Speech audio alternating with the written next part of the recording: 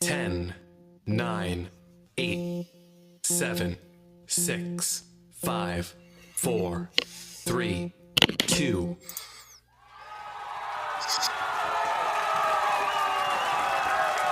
Yeah, yeah, yeah. Yeah, yeah, yeah. All right, all right, all right, all right. This is Big Blues for the divinenature.net. Big Blues for the divinenature.net. I want to basically uh, cover some ground, a short coverage on maybe a little bit of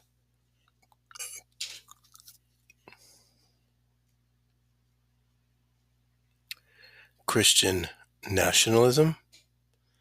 Talk a little bit about that.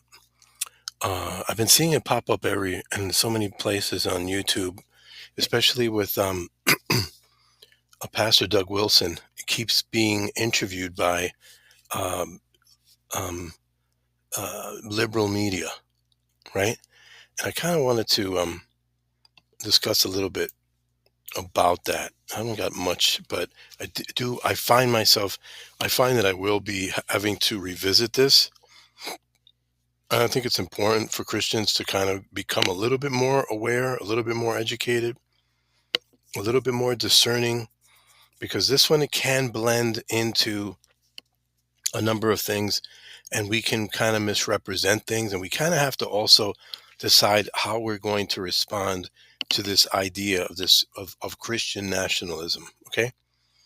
And it's going to involve, I think, not only what Christianity is, not only proper theology, but it's also going to involve understanding a little bit of history as well. And the more of our rights, how our nation came together, what was going on at the time, all of these things are important, and all of these things are going to have to do with where our stance is on this question of Christian nationalism. Now, I put up a video on divinenature.net, www.divinenature.net, of Vodi Bakum, Dr. Vodi Bakum, who recently passed away a couple of days ago, but he was incredibly active. Okay. He was incredibly active in dealing with a lot of woke issues. There was a number of key topics that he really touched on that was so helpful and so edifying for the body. He dealt with a lot of marriage issues, raising of children issues. He dealt with eschatology. He did massive studies, and the guy was only, 56 years old. Okay. And obviously he had heart conditions and heart problems and stuff like that. But before he left, before the Lord called him up, he basically covered a lot of ground and a lot of good information that we can go back on. And so I posted a video on him. He was also dealing a lot with a lot of woke issues and a lot of wokeness coming into maybe almost like 10 years ago, when the wokeness started to come into the churches and all that stuff. Basically, all this is another flavor, and a part of liberal theology and liberalism that comes and seeps into the churches. Now, I've got a lot. There's a lot to say on this. There's many podcasts that could be recorded on this, and many conversations I wanted to argue.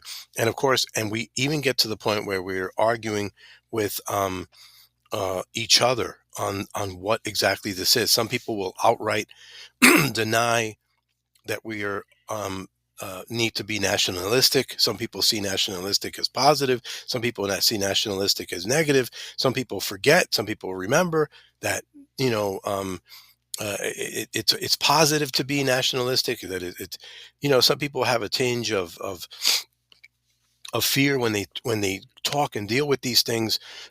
I think.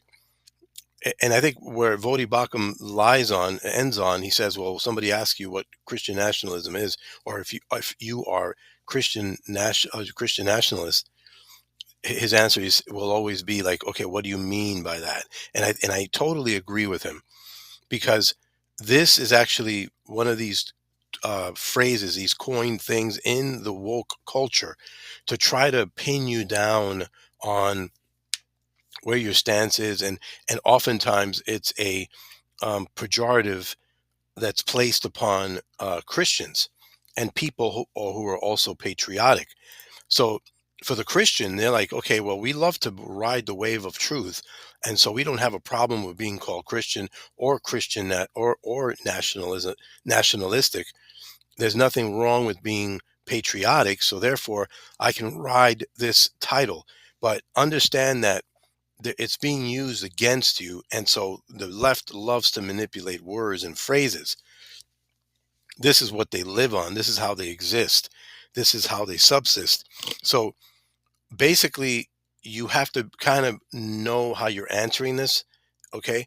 And so, I mean, I would say, okay, so you know what? Maybe we should call it instead gospel nationalism, or, you know what I'm saying, instead of Christian nationalist or whatever. But I also don't think that we should exclude the phrase and the term, but I think we need to always stop. And just like Christian doctrine, when somebody says, "Well, I mean, do you believe that a woman should submit to a man, to her husband?" And I've seen this done already a couple of times. It's almost like they're almost expecting you to feel intimidated strictly by what the Bible teaches. Now, if they ask somebody who's straddling the fence of Christianity, or has weak Christianity or liberal theology, they would probably be totally intimidated by that. But if you are absolutely for the gospel, on fire for the gospel and for Christianity, and you are a biblical and a true uh, uh, Holy Spirit indwelt Christian, you will not fear that type of question. You will answer forward without any reservation, right? But understand where they're trying to lead you, okay? Because this is the culture of sound bites, okay, and the culture of manipulation of words and of intentions, okay. Understand that before you get into this. Now, um, Christian nationalism looks like theocracy, okay? But so does our current situation here. If you notice, we're not exactly um, purely constitutional as we're supposed to, and we don't exactly utilize the separation of powers the way we're supposed to. The separation of branches of our nation. We do have this presidency and give it a lot more power, and we give a lot less the power of the of Congress, um, a whole lot, over the decades, right? And so, in a sense, we are treating the executive branch like a theocracy. And the president, the office of president, was to take over the platform of a king. Okay, and so that's what they want. They say we don't want a king. We want someone that serves more as an executive um, with limitations. Okay, but we're not. But those lines are being blurred all the time. So anyway, so I have a limited amount of time, so I wanted to share a lot more of this in the future. It's going to have to wait until perhaps either tomorrow or sometime mid next week. Okay, so you can blur the lines between true Christ-centered teaching all you want, but if you're affirming sin, you're going to be judged. And I'm responding to all those liberal um, so-called pastors who are joining hands with a lot of very woke representatives who literally they try to talk a good game, but at the end of it all, they're for things that are overtly condemned in scripture. Okay, so and you could try to talk a good talk and blend and blur and confuse. The woke left is wrong, and the woke right is sometimes just as wrong. Okay? Secularism breeds woke agendas that are a big part of homo affirmation. They're a big part of feminism, relativism, liberal theology, lesbian pastors, ecumenicalism, with false religions like Islam, and that's what we're seeing left and right. Okay.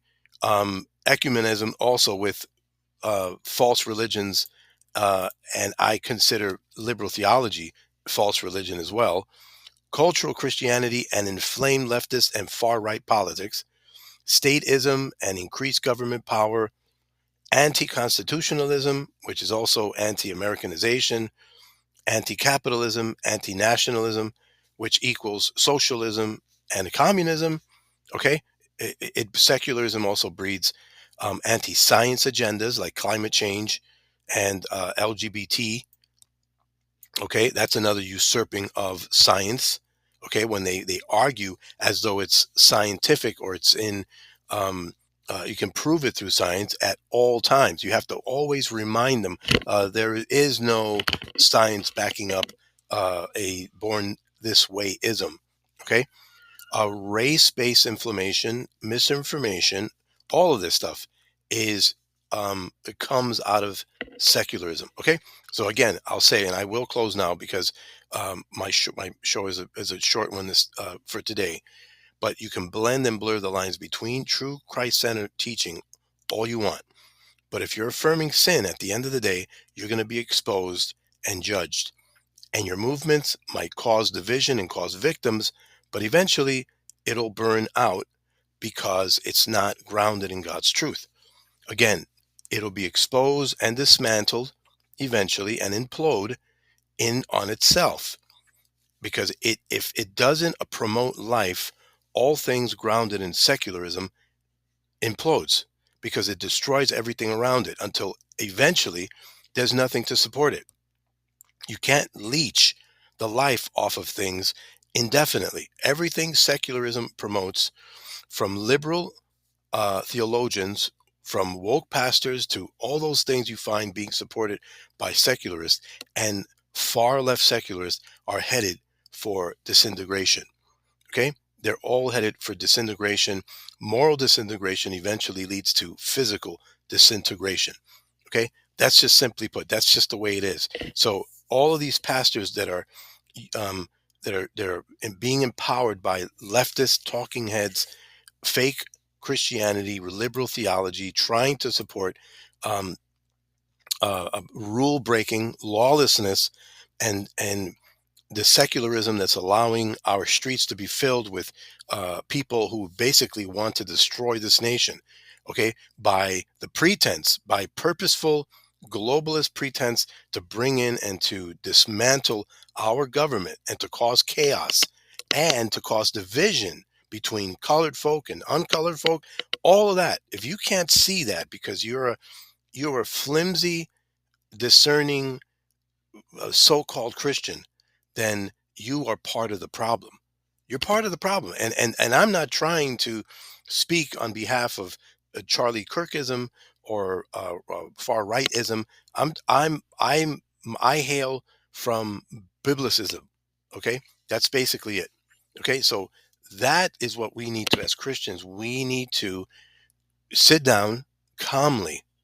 Okay, and we need to take a pen and a pad, and we need to start mapping this out. Where do I fall?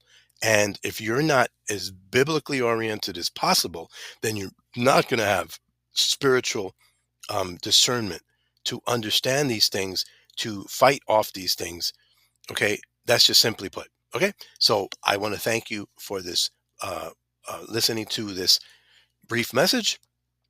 And without a doubt, tune in next time, sometime either tomorrow maybe, or perhaps sometime maybe Wednesday or after Wednesday and Thursday for the next episode of the Divine Nature podcast.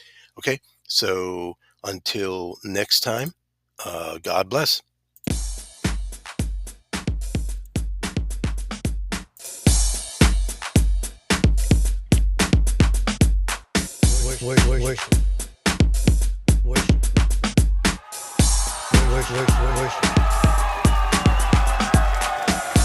Worship God.